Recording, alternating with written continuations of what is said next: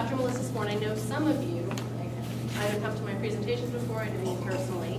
I am the parent of a junior girl at Madeira and a freshman at McLean High School, boy. So I am right in the throng of it too. So I am not somebody speaking from outside the bubble, I'm in the bubble, and you know, with all the stress hormones and experiences therein. So we are ankle deep, I say, in sort of the college application process, and I keep reminding myself, whose job is it? It's her job, it's her job, it's her job, it's her job. So I'm hoping to see that through and stay somewhat removed from the process, but you are on the other end of it. And one of the, or beginning to be on the other, almost at the end of it. And I've often felt that, you know, you're in many ways the experts. I want all of you to do a panel for me to remind me we'll survive this, it's going to be okay, because you remember how you felt a year ago today. Sort of the daunting of how much they had to get done in such a short amount of time. Well, why don't they release that application until August? And, you know, sort of all of those feelings that were going on for you. So I'm in that now. So if you have any advice after, you can be my therapist and help me. I am a clinical psychologist in McLean. I'm an adjunct professor at Gallaudet University. I teach graduate PhD candidates, ethics, and working with adolescents and children. So I specialize in working with adolescents, and what that means in our community is teenagers, middle school, high school, and then young adults, what we used to call failure to launch, and what we call now boomerang kids. And we'll talk about how to prevent that from happening. It's going to put me out of a profession, but I'm okay with that. Let's see if this works. I don't know what that little arrow is, but it's probably going to be good for presentation. So I'm going to talk for about 45 minutes. You are welcome to interrupt me if you have questions. I will leave 15 minutes at the end for questions.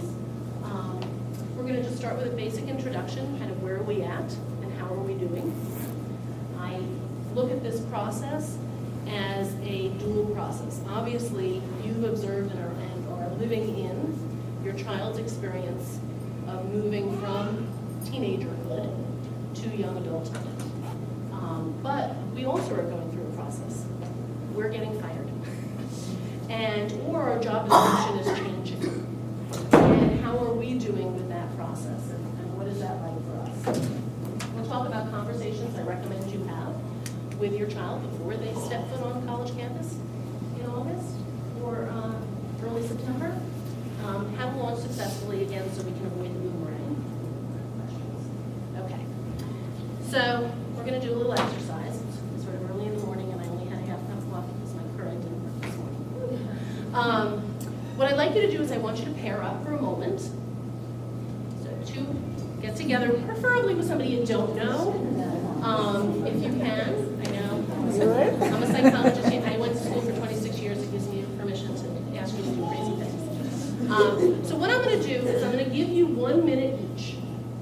And what I want you to do during that 1 minute, is I want you to think of this child who is your senior, who is going to be launching, in theory. And I want you to say to the other person all the things you love about this child. Okay? 1 minute only. Okay, you ready? We're going to start.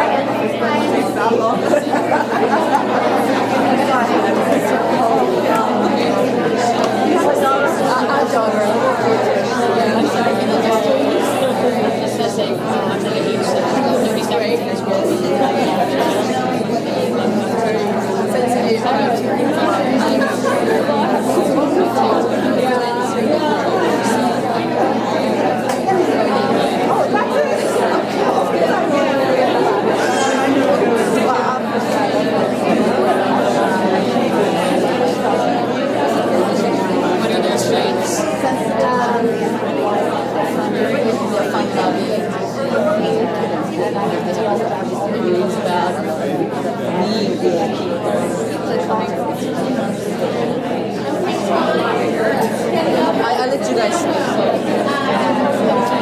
He is very responsible. He's a very strong. He's done an amazing job. He's getting himself playing late, I think, but he doesn't have much fun. So I hope he works so hard. So I hope that for the next week, it's just fun and relaxing and not as hard as life.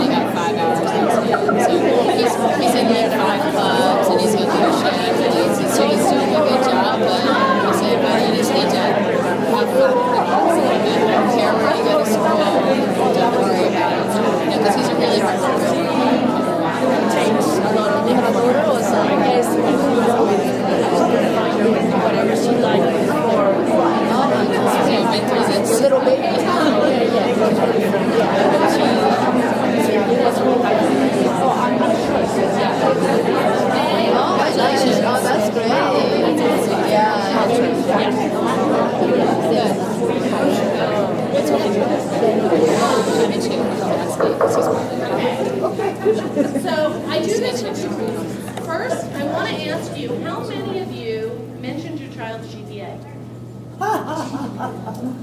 What GPA? SAT scores? ACT scores?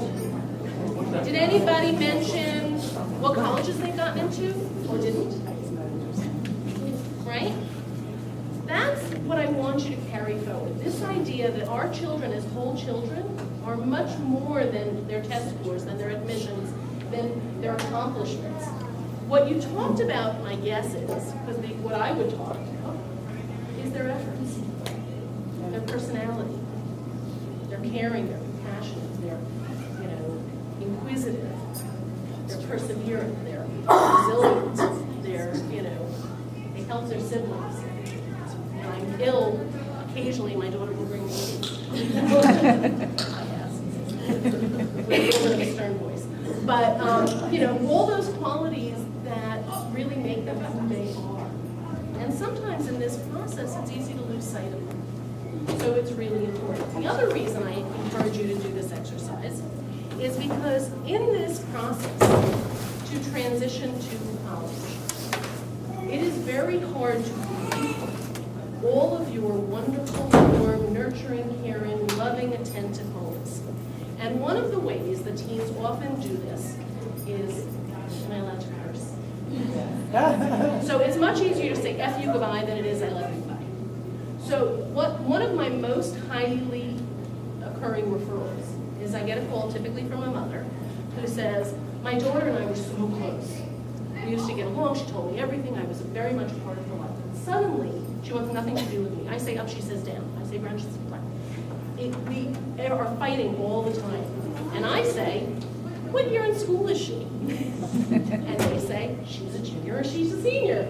And I say, this is what she has to do with me. It's very hard to say I love you goodbye. And we're not good at goodbyes in our culture. We don't prepare for them, we don't educate around them. We just sort of rip the Band-Aid off because, kind of Western tough, and then just deal with the ramifications. And where this comes up,